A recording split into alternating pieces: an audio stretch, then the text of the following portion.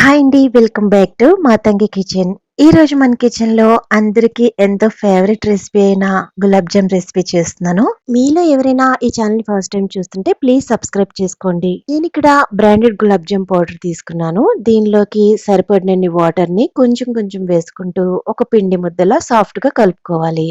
ఈ పిండిని నానబెట్టాల్సిన అవసరం లేదు. వెంటనే దీన్ని చిన్న చిన్న బాల్స్ కింద క్రాక్స్ ఏమీ లేకుండా చేసుకొని పక్కన పెట్టుకోవాలి.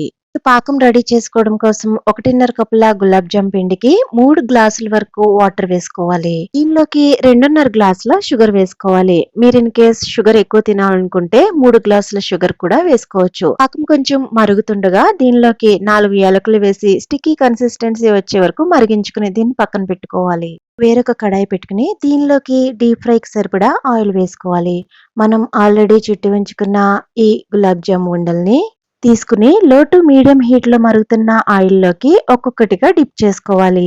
వేసుకున్న వెంటనే గరిటె పెట్టకుండా అర నిమిషం ఆగి తర్వాత గరిటె పెట్టి అన్ని తిప్పుతూ ఈవెన్ గా గోల్డెన్ బ్రౌన్ కలర్ వచ్చే వరకు ఫ్రై చేసుకోవాలి. ఇక్కడ చూపిస్తున్న విధంగా మంచి గోల్డెన్ కలర్ వచ్చిన ఈ గులాబ్ జాముల్ని ఆల్రెడీ మనం బాగా మరిగించుకున్న పాకంలోకి డిప్ చేసుకోవాలి. గులాబ్ జాములు పూర్తిగా పాకం లోపల వరకు పీల్చుకోవడానికి నేను చెప్పే టిప్ ఏంటంటే ఈ పాకం అన్నది కొంచెం బాగా వేడిగా ఉన్నదై ఉంటే గులాబ్ జాములు బాగా పీల్చుకుని చాలా జ్యూసీగా ఉంటాయి.